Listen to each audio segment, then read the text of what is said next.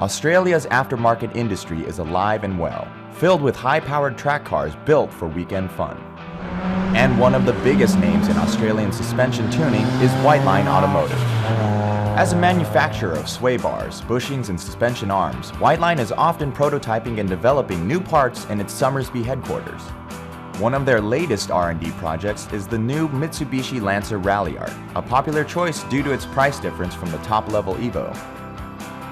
A lot of similar things, similar transmission gearbox, but definitely the back end and the chassis setup is significantly different from the Evo 10 to the Ralliart.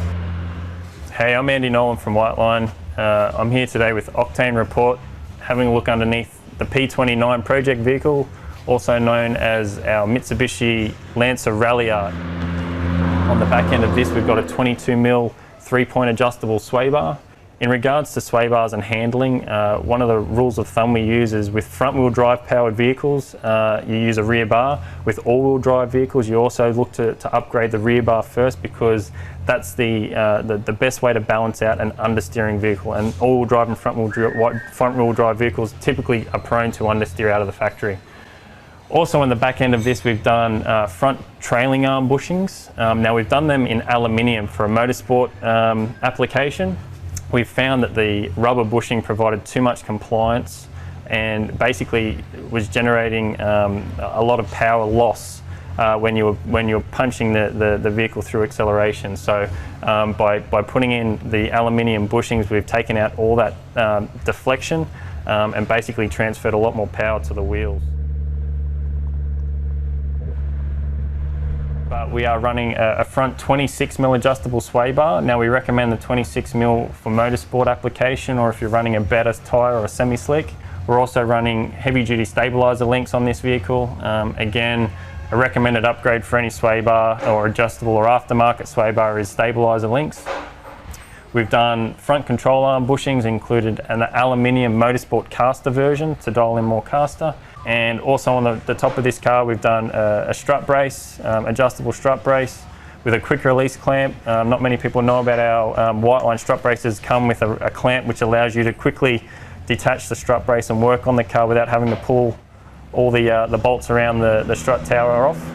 We're pretty impressed and pleased with where we've gone, where we've come from and where we've gone with this car. And when it comes to rivaling a WRX and even a base model Evo 10, you know, you can do it with a Ralliart.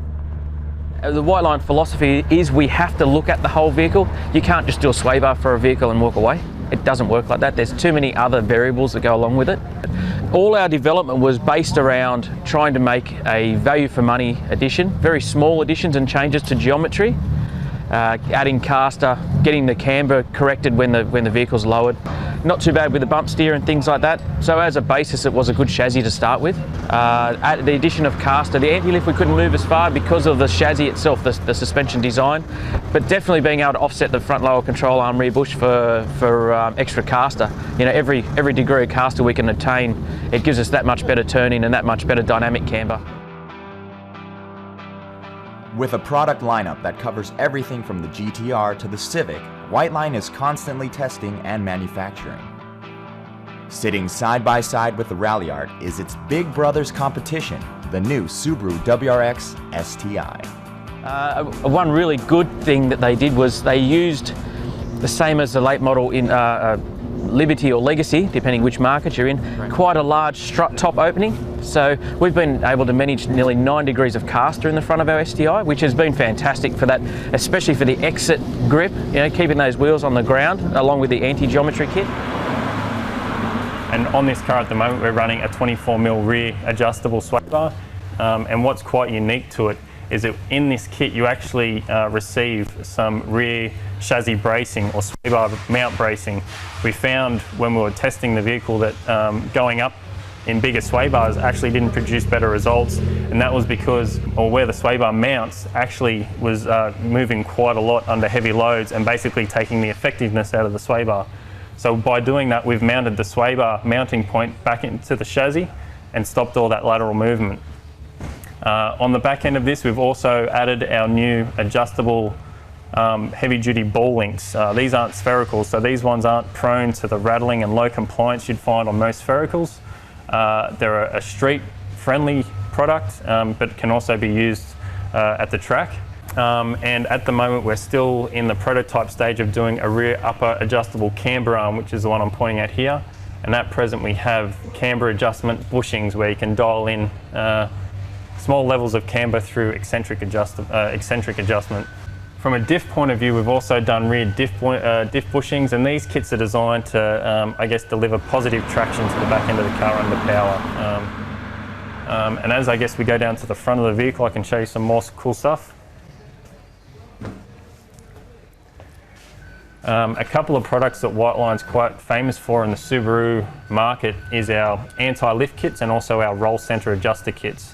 Now the anti-lift kit can be found on the front control arm rear mounting point, and with this particular product we change the geometry of the bushing, which then changes the actual angle of the front lower control arm. Not only with that, we also do an offset caster crush tube in there, so you can dial in more levels of caster.